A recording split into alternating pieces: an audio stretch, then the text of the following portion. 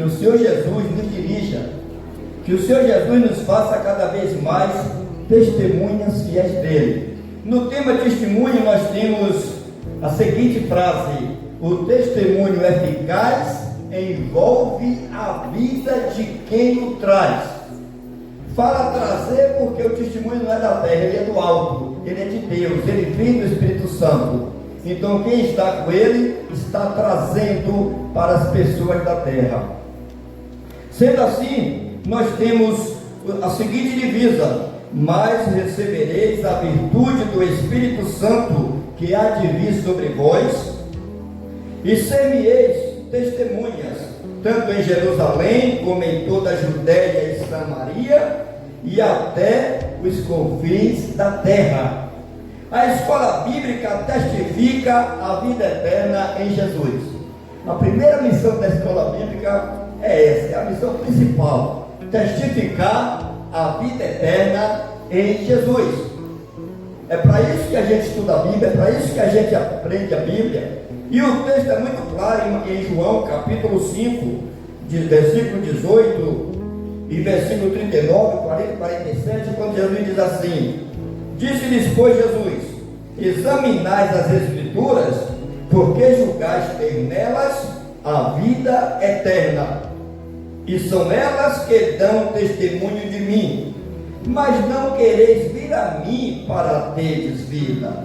Mas se não credes nos Escritos, como crereis nas minhas palavras?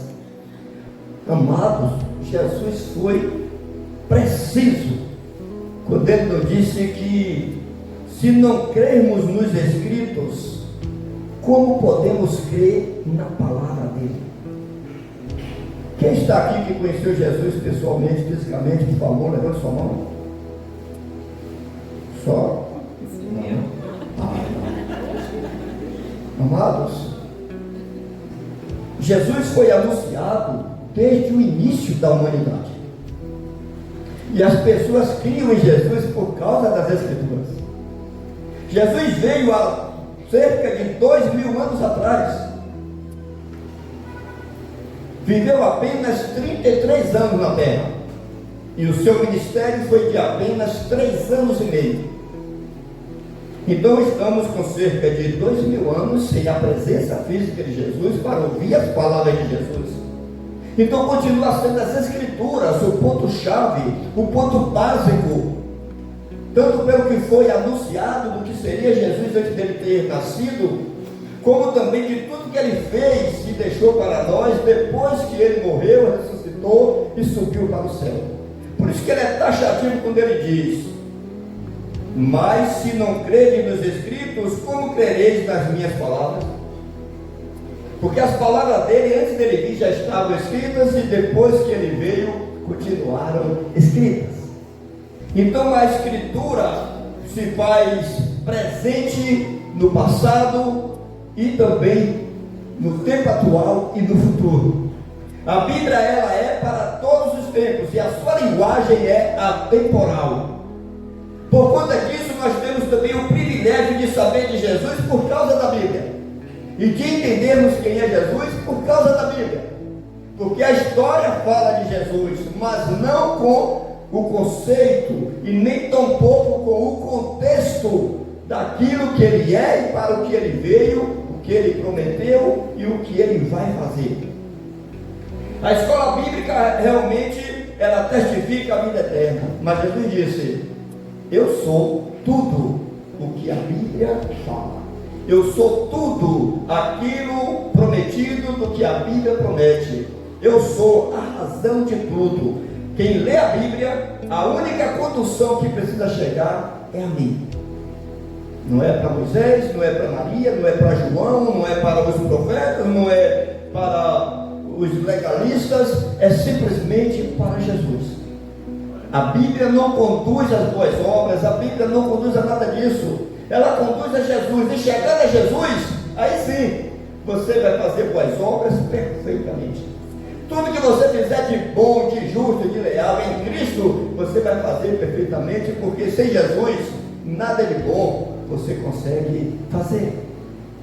Então a nossa meditação reflete nesse sentido. A Bíblia Sagrada é a palavra de Deus, compreendida em testificar na Constituição que rege a cidadania do seu reino, e também nos testamentos que descrevem a herança da vida e o meio de Deus transmiti-la a seu Filho Jesus, e aos adotados que o recebem ao estudarem a Bíblia, conforme Hebreus 9, 13 e 20. A escola bíblica examina as Escrituras que testificam a vida eterna em Jesus. Ignorá-la, deixar a Bíblia de lado, não participar da escola bíblica, é desprezar os direitos de filhos livres. A EBD dá o entendimento bíblico para se testificar às nações. Tem muita gente fazendo missões, tem muita gente aí se dizendo missionários, mas não dentro do conceito que Jesus deu. Todo crente é um missionário, nós temos aprendido aqui. E se não for um missionário, é um impostor na igreja. Porque a visão do Espírito Santo, ele foi dado exatamente para isso. Ele disse: olha, eu vos mais recebereis o quê? A virtude do Espírito Santo que há de vir sobre vós. Quem tem o Espírito Santo aqui, levante a mão. Amém. Puxa vida, todo mundo. Aí de cima ninguém tem não? Quem tem, levante a mão. Ah, lá em cima também, que ótimo. Pensou que só estava para baixo, né?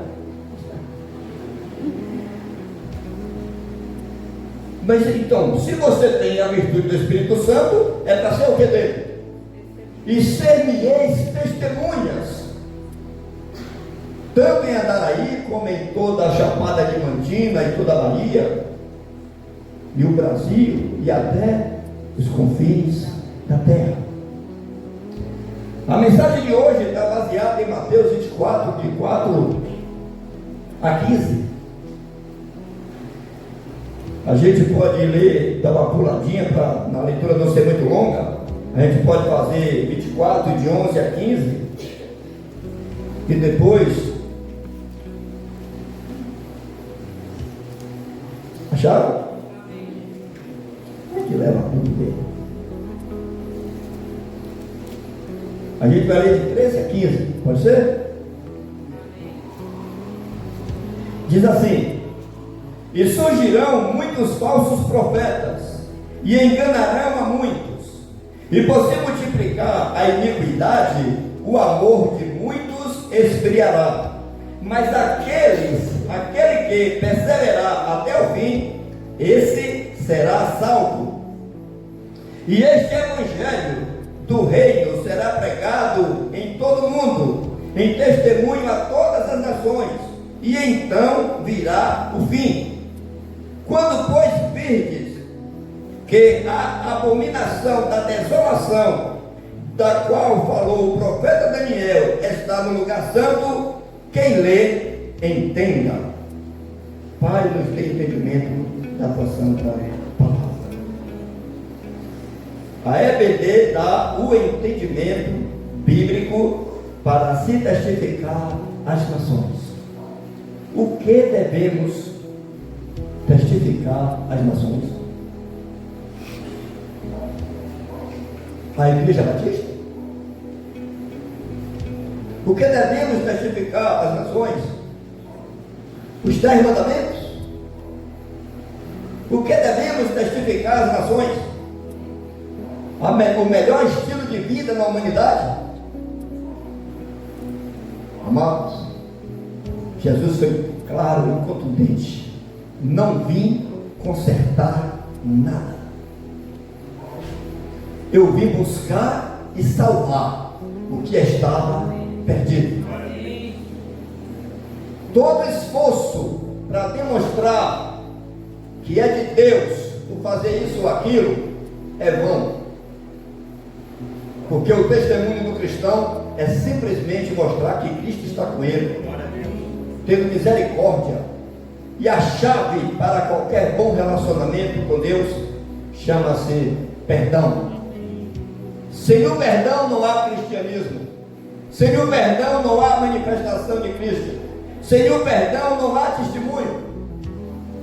Sem o perdão nós seremos legalistas, hipócritas, fingidos, ou simplesmente alguém que tem um dom de ser bonzinho como um coelho, porque já nasceu assim. Mas vai ser tão idiota quanto o pai, o maior hipócrita, e tão perverso quanto o maior hipócrita.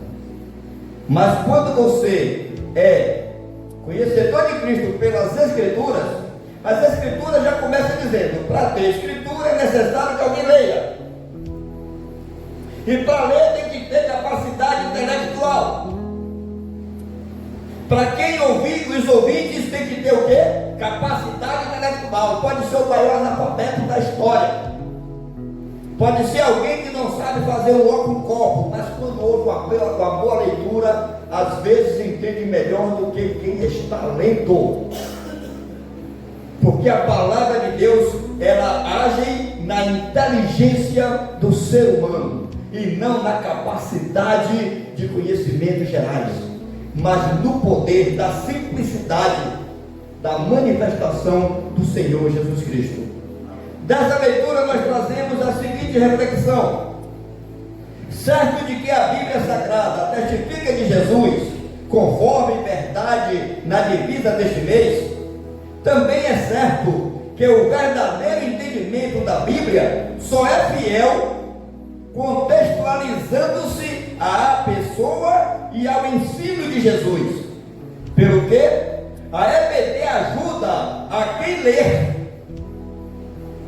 A EBD ajuda a quem lê entender que é templo do Espírito para testificar às nações, conforme Atos capítulo 10, 37 a 45, que diz o seguinte: a palavra que ele enviou aos filhos de Israel, anunciando a paz de Jesus Cristo, este é o Senhor de todos.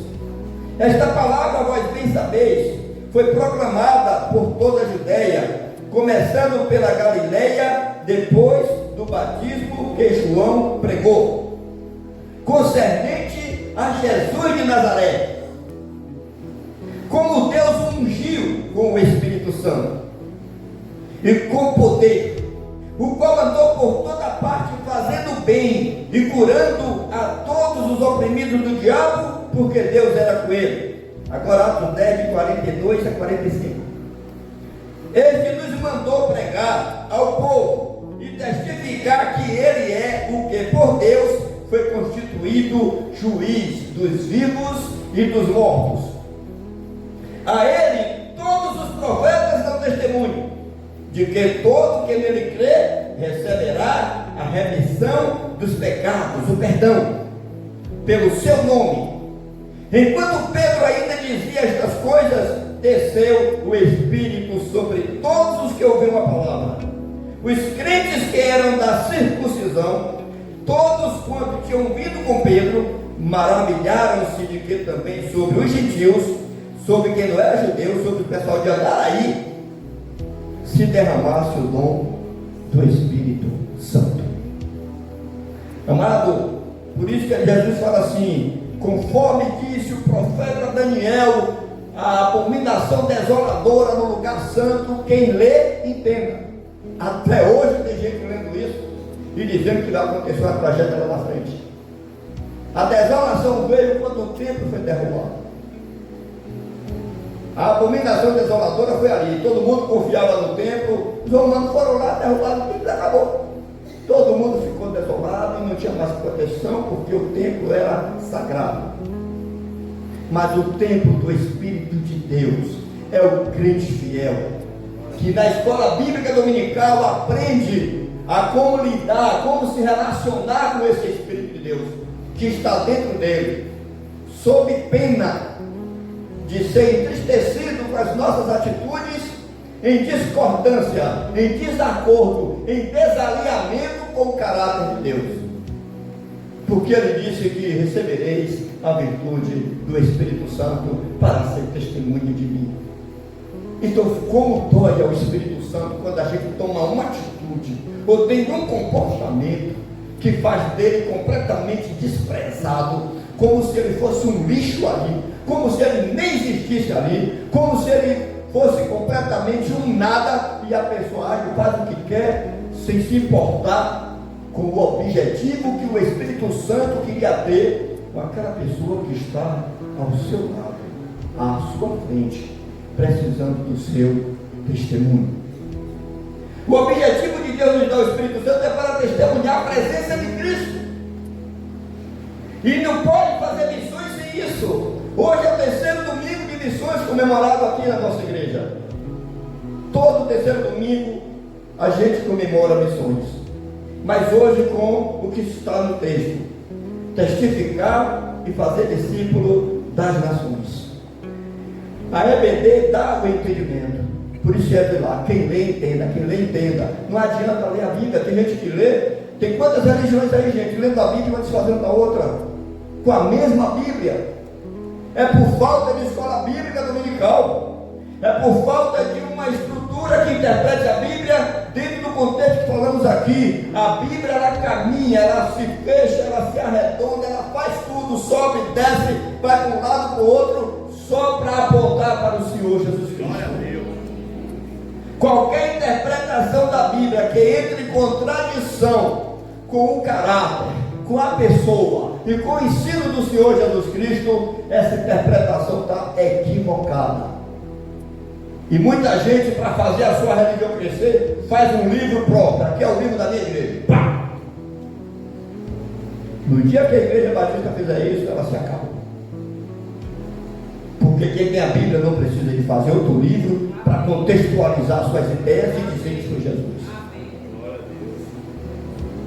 Hoje eu estava conversando com o pastor Paulo e ele dizendo: a revista de ABD às vezes traz uma porção de coisas que não conduz a Cristo. Eu disse: é claro, meu filho, se a gente já tem a Bíblia, a revista de ABD está nos trazendo um ponto para a gente tratar. E a gente tem que tratar no contexto da Bíblia. Por isso que a escola é bíblica. Se a revista já fosse toda certinha, não seria escola bíblica, seria a escola da revista.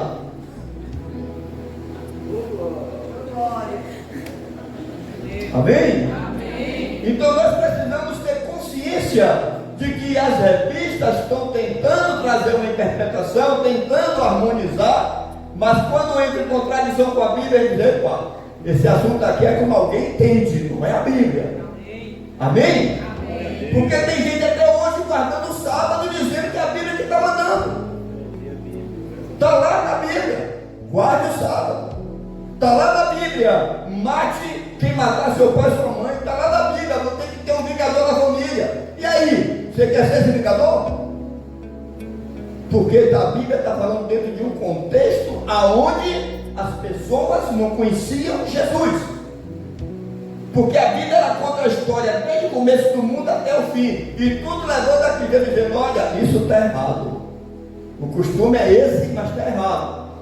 Você vai fazer assim por enquanto, porque Jesus ainda não veio. Mas quando ele vier, a mulher samaritana foi 100%. Quando ele vier, ele nos ensinará todas as coisas. Amém? Porque ele, aí Jesus já tirou para ela: sou eu. E quero me dizer uma coisa, mulher: os verdadeiros adoradores adoram o Pai em espírito e em verdade. A lei te apresenta a Deus como juiz, te apresenta a Deus como uma autoridade impessoal. Jesus Cristo vem e apresenta a Deus como Pai, com muita intimidade no teu quarto e dentro de você. Jesus apresenta a Deus de uma forma que você e ele é 24 horas colados. Ele te entende. O que ele não aceita é você menosprezar o que ele ensina. Porque aí você está dizendo com todas as letras de que não é amigo dele. Porque ele disse: vós sereis meus amigos se fizerdes o que eu vos digo. Então aí a escola bíblica vai nos ensinando como é que Jesus quer. Quando a lei veio 430 anos depois da conversão do primeiro crente chamado Abraão. 430 anos depois do primeiro crente. porque o povo foi ser escravo do Egito, e aí precisou de uma porção de normas. Aí isso se chama uma legislação legalista, para obrigar o povo a andar na linha por a força de cabresto. Quem faz as coisas à força de cabresto, a Bíblia diz que quem está dominando essa pessoa é o diabo, não é Deus. Jesus, quando Deus mandou Moisés para o Egito, Moisés no começo logo, ele estava com 40 anos de idade, ficou todo eufórico, ele sentiu lá dentro aquela coisa, foi lá, viu um gentil, um egípcio espancando o judeu, ele foi lá e tum! Epa, um pau, uma queda, uma morte. O cara morreu na hora. No outro dia ele estava dizendo, eu sou chamado. Aí foi lá, foi reclamar os irmãos que estavam brigando, não faça, você vai matar a gente também como fez com o Egito? Aí ele disse, foi descoberto, fugiu, atrasou 40 anos a sua missão, porque ele usou da violência. Jesus disse, a minha missão, a minha libertação, não é para as pessoas que eu estou libertando fazendo violência. A minha libertação sou eu agindo, sou eu fazendo, sou eu quem posso dar a vida e tirar, sou eu quem posso fazer o mudo falar, sou eu quem posso fazer o surdo ouvir. Ele fala isso com Moisés e se esclarece. O povo sai de Israel sem ferir ninguém. E quando sai, os seus agressores vão atrás para matá-lo. Ele disse, atravessa o mar. O mar abriu, o povo passou. O povo que veio atrás, as águas mataram. E é por isso que a gente se batiza, para dizer que já está morto e sepultado pelo mundo, porque a função das águas é matar mundano. Então, na hora que eu me batizo, eu estou dizendo, olha, estou deixando de ser mundano, já estou morto, sepultado, agora eu sou de Cristo. Agora eu sou uma nova criatura. E com essa consciência, com o Espírito Santo confirmando que eu sou filho de Deus, que você é filho de Deus, e não mais um réu que está esperando o dia de juízo com medo. Você está salvo só no dia do juízo que eu vou saber, então você não é filho de Deus, não, você é réu. E você não tem salvação, porque se Deus te julgar, você não tem escapatória. Mas se você aceita que Jesus pagou os teus pecados, se você tem certeza que Jesus não é mentiroso, quando ele disse ali que quando estava morrendo na cruz era para pagar os seus pecados, e você aceitou que pagou, então você não deve mais nada a não ser servi-lo. E ele sabe quem é você.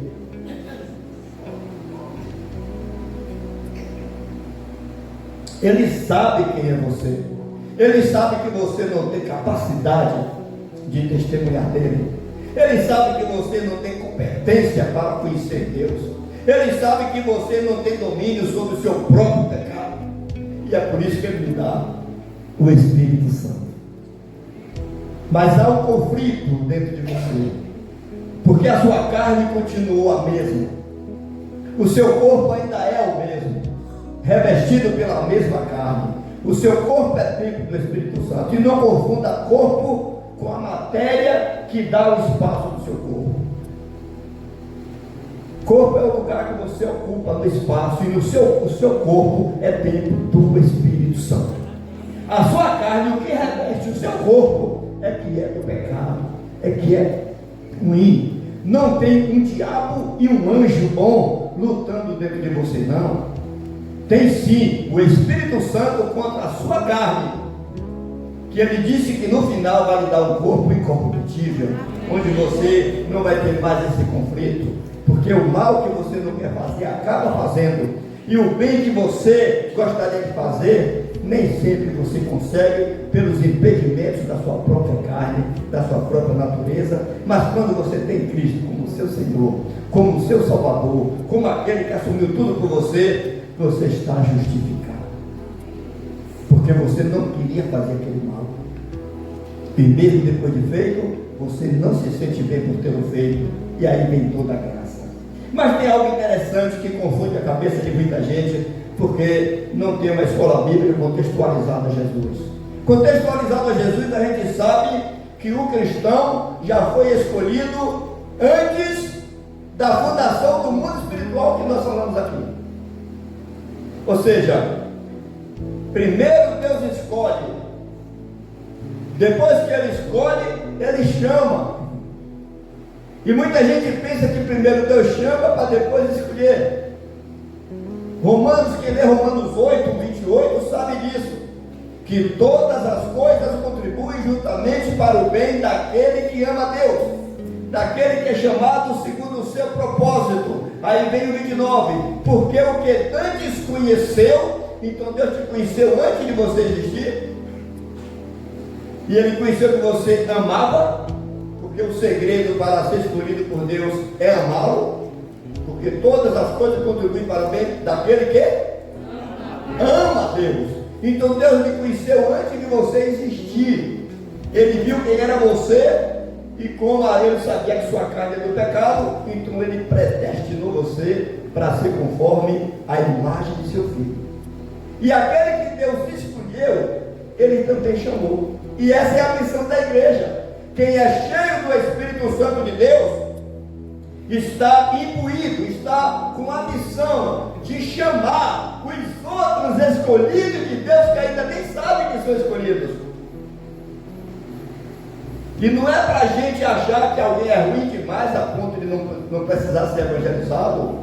A Bíblia diz que o apóstolo Paulo foi o pior homem do mundo, o maior inimigo do Senhor Jesus Cristo.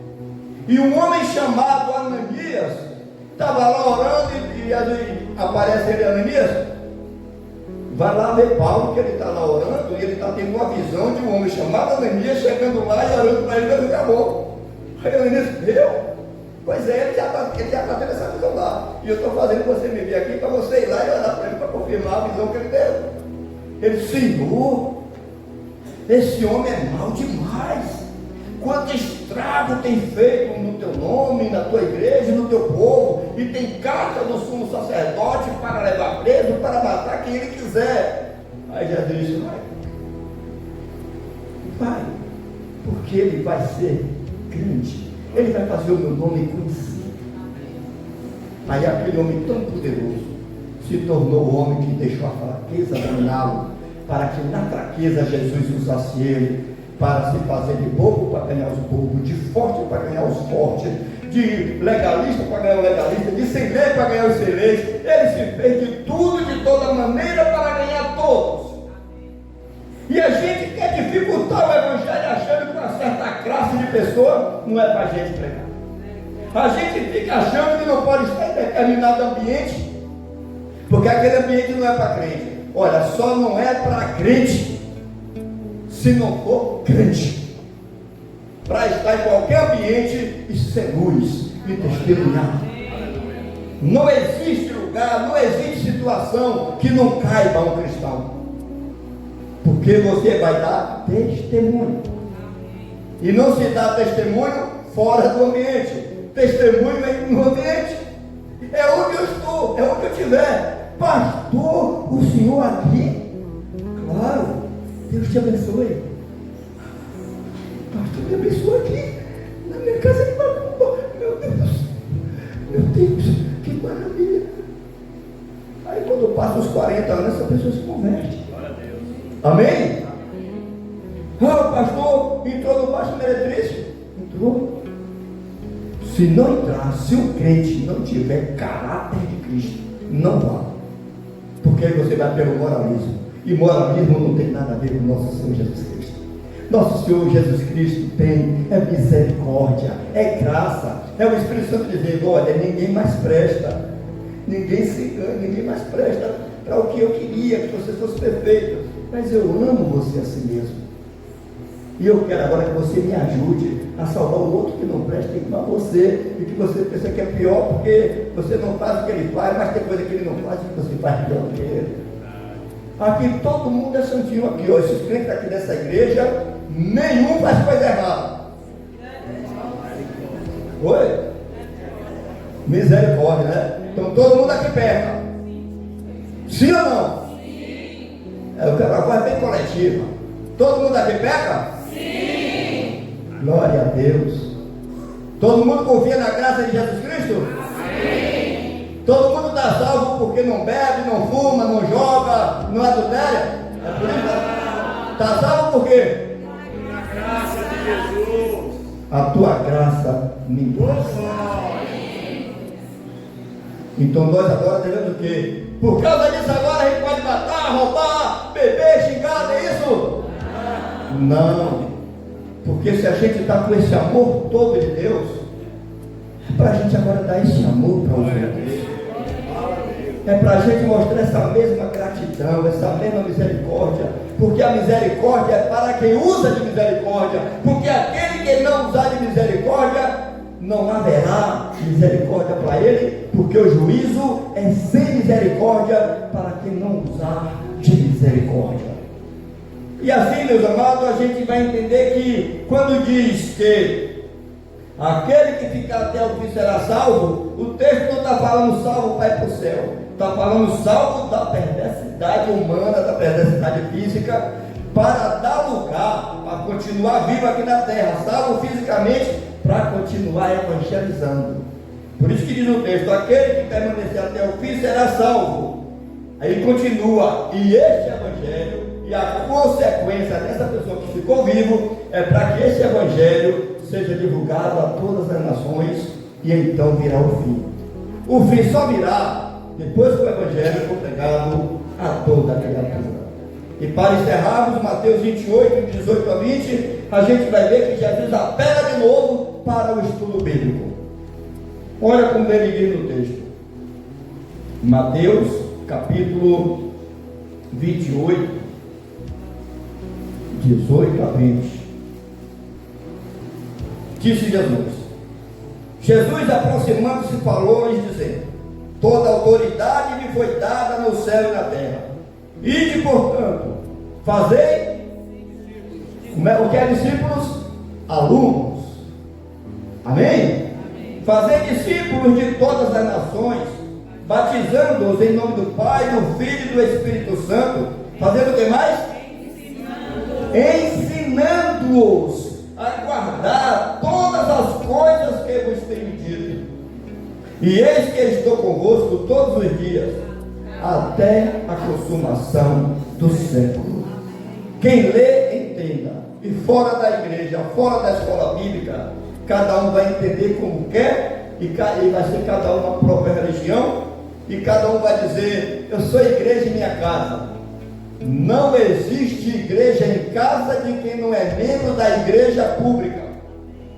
Só é igreja em casa quem é igreja pública, quem é a igreja que saiu dos seus interesses para o interesse coletivo. Então aí sim, na sua casa você também é igreja. Mas se você não faz parte da igreja pública e está pensando que é igreja em casa, não, você é um partido, você não é igreja. Isso é partidarismo, isso é seita, isso é quebra de unidade.